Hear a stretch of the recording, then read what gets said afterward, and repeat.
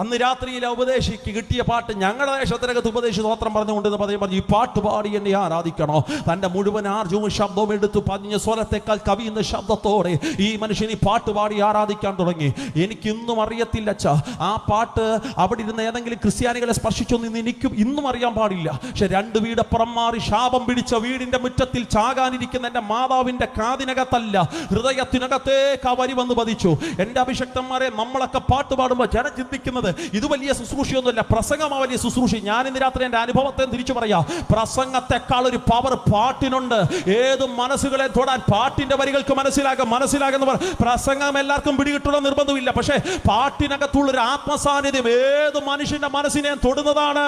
മനസ്സിലാകുന്നവർക്കായി സ്തോത്രം പറയുന്നു. അന്ന് രാത്രിയിൽ ഈ പാട്ടിന്റെ വരികൾ എൻ്റെ മാതാവിന്റെ കാതിനകത്തേക്ക് വന്ന് പതിച്ചു. ആദ്യമായി എൻ്റെ അമ്മ ജീവനുള്ള യേശുവിനോട് ചോദിക്കാൻ തുടങ്ങി, കരുതുന്നവൻ നീയാണോ? കലങ്ങുന്നത് എന്തിനാന്ന് ചോദിക്കുന്നവൻ നീയാണോ?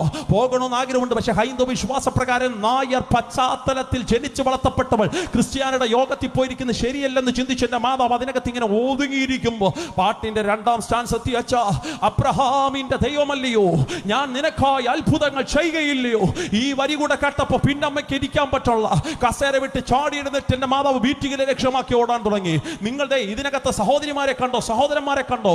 നിങ്ങൾ ഈ പന്തലിന്റെ നടുവിൽ സന്തോഷത്തോടെ വന്നിരിക്കുന്നത് പോലെ എൻ്റെ മാതാവിന് വന്നിരിക്കാൻ അറിയാൻ പാടില്ല.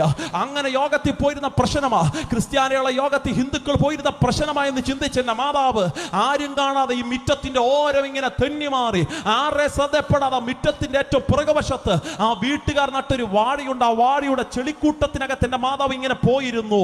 ആരെയും കണ്ണിപ്പെട്ടില്ല. അവിടെ ഇരുന്നു കൊണ്ട് ആദ്യത്തെ പെന്തക്കോസിന്റെ പ്രാർത്ഥന എൻ്റെ മാതാവ് പ്രാർത്ഥിച്ചു. എപ്പോഴും സാക്ഷ്യം പറയുമ്പോൾ ഒരു വാക്ക് ഞാൻ ഇറങ്ങി പറയൂ.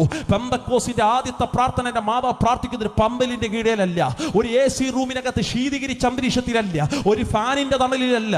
ആമേൻ. പെന്തക്കോസിന്റെ ആദ്യത്തെ പ്രാർത്ഥന എൻ്റെ മാതാവ് പ്രാർത്ഥിക്കുന്നതേ ഒരു വാഴയുടെ ചെളിക്കൂട്ടത്തിലിരുന്ന ദൂത്. ഞാൻ പറയാ, നീ അവിടെ ഇരുന്നാലും നിന്നെ കാണാൻ കഴിവുള്ളൊരു ദൈവമുണ്ട്. നീ പന്തലി വരണമെന്ന് നിർബന്ധമൊന്നുമില്ല സഹോദര.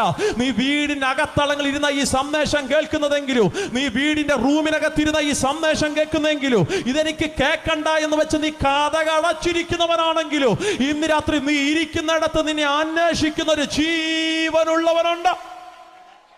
അവിടെ ഇരുന്നു കൊണ്ട് എൻ്റെ മാതാവ് ചോദിച്ചു, ഞാനിവിടെ വന്നിരുന്നത് ക്രിസ്ത്യാനികൾ കണ്ടിട്ടില്ല. എൻ്റെ അമ്മ ആദ്യത്തെ പ്രാർത്ഥന, ഞാൻ ഇവിടെ വന്നിരുന്ന ഉപദേശി കണ്ടിട്ടില്ല. പക്ഷെ എന്നെ ഈ വാടിയുടെ മറവിൽ കാണാൻ കഴിവുള്ള 2 കണ്ണുകളുണ്ടെങ്കിൽ ഇങ്ങോട്ടൊന്ന് ഇറങ്ങി വാ, എനിക്കിന്ന് രാത്രി നിന്നെ ഒന്ന് കാണണം.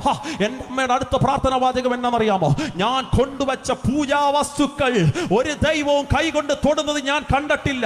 എൻ്റെ സഹോദര, ഇതൊരു മനുഷ്യന്റെ വികാരത്തെ വ്രണപ്പെടുത്താൻ ഞാൻ പറയണ വാക്കല്ല, എൻ്റെ ജീവിതത്തിന്റെ അനുഭവത്തെ ഞാൻ അടർത്തിയെടുത്ത് പറയാം. എൻ്റെ അമ്മ ആദ്യം പറഞ്ഞത് ഇതാ, ഞാൻ കൊണ്ടുവച്ച പൂജാ വസ്തുക്കൾ ഒരു ദൈവവും കൈകൊണ്ട് തൊട്ടതായി എനിക്കറിയാൻ പാടില്ല. ഞാൻ കൊണ്ടുവച്ച നിവേദ്യങ്ങൾ കൈകൊണ്ട് എടുത്ത് ഭക്ഷിച്ചൊരു ദൈവത്തെയും ഞാൻ കണ്ടിട്ടില്ല.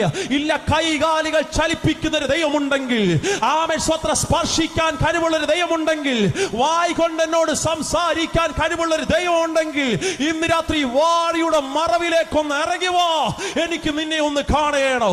പെന്തക്കോസിൽ ആദ്യത്തെ എൻ്റെ മാതാവിന്റെ പ്രാർത്ഥന, ജീവനുള്ളവനുണ്ടെങ്കിൽ ഇന്ന് രാത്രി ഇറങ്ങി വാ, എനിക്ക് നിന്നെ കാണണം. താനിത് പറഞ്ഞുകൊണ്ടിരിക്കുമ്പോൾ എൻ്റെ അമ്മ അടുത്ത് പറയുന്ന വാക്ക്, ഞാനിത് പറഞ്ഞുകൊണ്ടിരിക്കുമ്പോൾ എൻ്റെ അമ്മ അടുത്ത വാക്ക് ഞാൻ എവിടെയും അത് പറയൂ. എൻ്റെ മാതാവ് അടുത്ത് പറഞ്ഞ വാക്ക്, ഞാനത് പറഞ്ഞുകൊണ്ടിരിക്കുമ്പോൾ ഞാനൊരുത്തരെ കാണുകയാണ്, തേജസ്സിനെയൊക്കെ വാരി ചുറ്റിയിട്ട് മഹത്വത്തിന്റെ സിംഹാസനത്തിനകത്തുന്നു.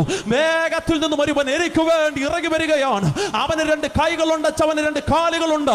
കണ്ടാൽ മനുഷ്യനെ പോലെ തോന്നും, പക്ഷേ അവൻ ഇറങ്ങി വന്നത് ഒരു മേഘത്തിന്റെ നടുവില. ഇന്ന് രാത്രി നമ്മൾ ആരാധിക്കുന്ന ദൈവമേ അമ്മൂമ്മ കഥയുടെ ദൈവമല്ല, കെട്ടുകഥയുടെ ദൈവമല്ല. ചരിത്രത്തെ AD എന്നും BC എന്നും 2ആയി തിരിച്ചവൻ, ഒരിടത്ത് ഒരപ്പൂപ്പ ജീവിച്ചിട്ട് അതല്ല യേശു. യേശു ജീവനുള്ളവനാണ്. മനസ്സിലാകുന്നവർ